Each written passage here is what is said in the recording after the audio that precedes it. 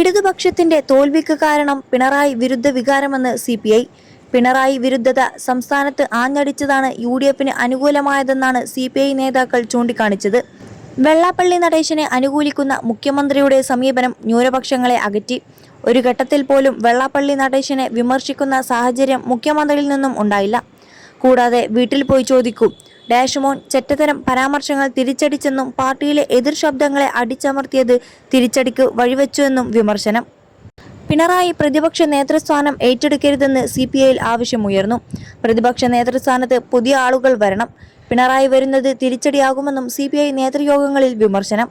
CPMന്റെ ആഭ്യന്തര കാര്യമായതിനാൽ പരസ്യ നിലപാട് സ്വീകരിക്കാനില്ല. എന്നാൽ ബന്ധപ്പെട്ട വേദികളിൽ നിലപാട് അറിയിക്കാനാണ് തീരുമാനം. തിരഞ്ഞെടുപ്പ് തോൽവിയിൽ CPI നേതൃയോഗങ്ങളിൽ നേതൃത്വത്തിനെതിരെ രൂക്ഷ വിമർശനം ഉയർന്നു. സ്ഥാനാർത്ഥി നിർണയത്തിലെ വീഴ്ചയ്ക്ക് ഉത്തരവാദി നേതൃത്വമെന്നും CPI നേതൃയോഗങ്ങളിൽ വിമർശനമുണ്ടായി. തെരഞ്ഞെടുപ്പിൽ നേതൃപരമായ പങ്കുവഹിക്കുന്നതിലും വലിയ പരാജയം സംഭവിച്ചുവെന്നും വിമർശനമുണ്ടായി. ഇടതുകോട്ടകളിൽ ഉൾപ്പെടെ നേരിട്ട വൻ പരാജയത്തിൽ ആത്മപരിശോധനയ്ക്ക് ഒരുങ്ങുകയാണ് CPMും CPIയും. പരാജയം അപ്രതീക്ഷിതമെന്നാണ് CPMന്റെ പ്രാഥമിക വിലയിരുത്തൽ.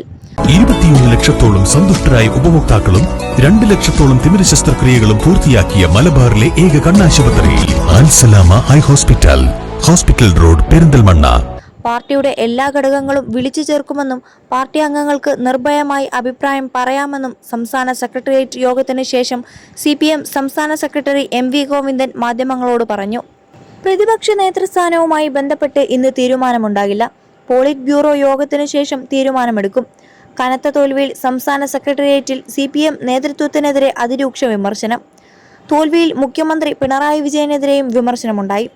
പ്രചാരണ രംഗത്തെ പരാമർശങ്ങളാണ് വിമർശിക്കപ്പെട്ടത്.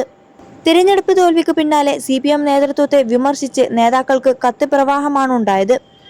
തോൽവിക്ക് കാരണമായ വിഷയങ്ങൾ ചൂണ്ടിക്കാട്ടി ഇമെയിലാണ് കത്തുകൾ ലഭിക്കുന്നത്. തോൽവിയെക്കുറിച്ചുള്ള അഭിപ്രായങ്ങൾ കത്തെഴുതി അറിയിക്കണമെന്ന P ജയരാജന്റെ ആഹ്വാനത്തിന് പിന്നാലെയാണ് കത്തെഴുത്ത്. പാർട്ടി അനുഭാവികളുടെ അത്തരം കത്തുകൾ ഗൗരവമായി പരിഗണിക്കുന്ന പാർട്ടിയാണ് CPM എന്നും P ജയരാജൻ പറഞ്ഞിരുന്നു.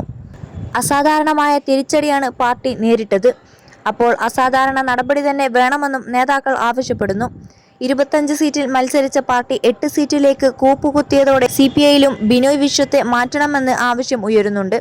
നാദാപുരം അടക്കമുള്ള സീറ്റുകളിൽ സംസ്ഥാന സെക്രട്ടറിയുടെ പിടിവാശിയാണ് നടപ്പിലായത്. പ്രചരണ തന്ത്രങ്ങൾ രൂപപ്പെടുത്തുന്നതിലും രാഷ്ട്രീയ നിലപാടുകൾ ഉയർത്തിപ്പിടിക്കുന്നതിലും ബിനോയ് വിശ്വം തികഞ്ഞ പരാജയം ആണെന്നും വിമർശനമുണ്ട്.